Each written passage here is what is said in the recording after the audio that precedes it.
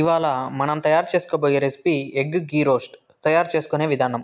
ముందుగా స్టవ్ మీద కడాయి పెట్టి హీట్ అయిన తర్వాత 4 దాల్చిన చెక్క, 3 ఇలాచి, 4 లవంగాలు, ఒక స్టార్ అనాస పువ్వు, బిర్యానీ ఆకు 2, కొన్ని మిరియాలు, కొద్దిగా జీలకర్ర వేసి ఒకసారి అంతా వేయించుకోవాలి.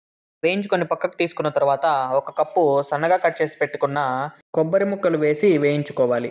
కొబ్బరి ముక్కలు వేగినాక పక్కకు తీసుకున్న తర్వాత కొన్ని కాశ్మీరీ మిర్చీలు వేసుకొని వేయించుకోవాలి.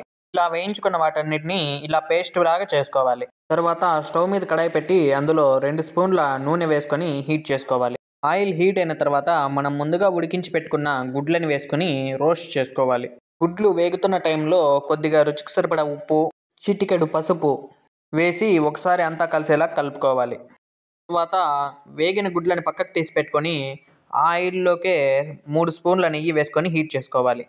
ఆయిల్ నెయ్యి హీట్ అయిన తర్వాత కొన్ని ఆవాలు, సన్నగా కట్ చేసి పెట్టుకున్న ఉల్లిపాయ ముక్కలు వేసుకొని ఫ్రై చేసుకోవాలి. ఉల్లిపాయ ముక్కలు బాగా వేగిన తర్వాత 3 రెమ్మల కరివేపాకు వేసుకొని ఒకసారి కలుపుకోవాలి. కరివేపాకు బాగా వేగిన తర్వాత 2 స్పూన్ల అల్లం వెల్లుల్లి పేస్ట్ వేసుకొని ఒకసారి అంతా కలిసేలా కలుపుకోవాలి. అల్లం వెల్లుల్లి పేస్ట్ బాగా వేగిన తర్వాత 1 కప్పు సన్నగా కట్ చేసి పెట్టుకున్న టమాటా ముక్కలు వేసుకొని ఒకసారి అంతా కలుపుకొని వేయించుకోవాలి. టమాటా ముక్కలు బాగా మగ్గిన తర్వాత చిటికెడు పసుపు, 1/2 టీ స్పూన్ ధనియాల పొడి, 1/2 టీ స్పూన్ కారం వేసి ఒకసారి అంతా కలిసేలా కలుపుకోవాలి.